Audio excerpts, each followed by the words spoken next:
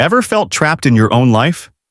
You do everything right, follow all the rules, but something happens that shatters your world. The person you trusted the most betrays you, and suddenly, everything you worked for is in question. That was my reality after I found out my wife was having an affair. But instead of wallowing in sorrow, I turned it into an opportunity. Here's how I took back control, found freedom, and started living life on my own terms. It all began when I had to make one of the hardest decisions of my life. After discovering my wife's affair, I realized that the life I had built wasn't as secure as I thought. The betrayal stung, but I knew that for my own peace of mind, the only way forward was to take the leap. File for divorce and start over. It wasn't an easy decision, but when I paid that $2,500 retainer fee to get the divorce process started, I knew I was making the first step toward a better future. The toughest part was yet to come. As soon as the divorce was in motion, the reality of what I had to face started to sink in. My oldest son, 23, and I decided to become roommates. We found a new place nearby so our younger kids could still come and go easily, and he wasn't on speaking terms with his mother due to her infidelity. Our house, the one we'd built together over the years, was now a reminder of everything that had gone wrong. The biggest hurdle? Selling the house. My soon-to-be ex-wife couldn't afford the mortgage, and the divorce settlement wouldn't allow her to buy me out. I wasn't going to be stuck paying bills for a house that no longer felt like home. I needed to get my equity out of it, and that meant selling it. But as the house went on the market, a part of me couldn't help but feel a sense of relief. While the house situation was still up in the air, I had a plan. Day trading had been a hobby of mine for years, and I was good at it. With the financial flexibility this divorce gave me, I could execute larger trades, potentially making more money. The stakes were higher now, but so was the reward. And then there was the dream I'd put on hold for so long. A 1979 Fiat Spider convertible. It was always a luxury I could never justify while married. But now I could finally afford it. I couldn't wait to fulfill that dream and cruise around in the car I'd always wanted. And hey, I might even get the vanity plates DRAMAN if they're available. The day I walked out of the lawyer's office, I couldn't help but smile. In my head, the lyrics of a song played, "Damn, it feels good to be a gangsta." I knew I wasn't completely out of the woods yet. There were still emotional hurdles ahead, especially when I had to serve my ex the divorce papers and push for the sale of the house. But I was moving forward, and that was what mattered. Funny thing, my ex was still trying to contact me. Casual texts about things like evaporative coolers at Home Depot or when I would be coming home, even though we were living in separate rooms.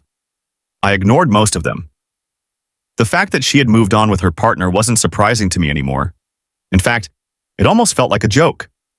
The whole situation, so cliché and predictable, didn't bother me like it once did. The divorce proceedings were tense, but one thing was clear. I wasn't going to let her keep the house and not buy me out. She needed to relinquish any claims to the liquid assets I had, and I wasn't going to let up. Though it stung to pay that retainer, I believed it was worth it for the peace I was going to find in the end. Her financial struggles were becoming more evident. She couldn't afford the truck anymore, so she was planning to return it. And I wasn't going to let that stop me from moving on. I told her to keep the house, but I needed to be bought out. I even made it clear that I was okay with her living in it with her partner after the sale. Eventually, things started to fall into place. I found a new place just down the street, and I was about to get the keys to my new home. It was a new chapter, one where I could finally breathe again.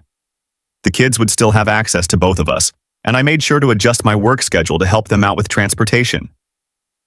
It was hard at first, but it was getting easier. With the divorce almost finalized, I was ready to take that next step.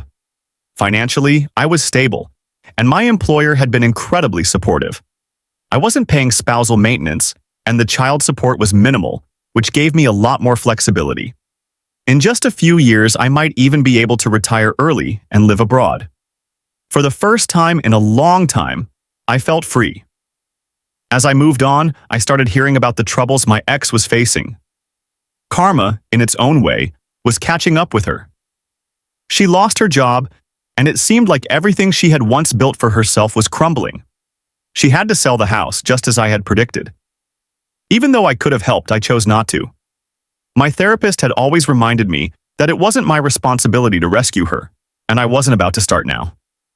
It was strange, seeing her life spiral while mine was on the upswing. I was living my best life, doing what I wanted, and not letting the past hold me back. As for relationships, I wasn't closed off to the idea of finding love again. But I was in no rush. I had lived with someone for 19 years, and I knew I had to take time to rediscover myself.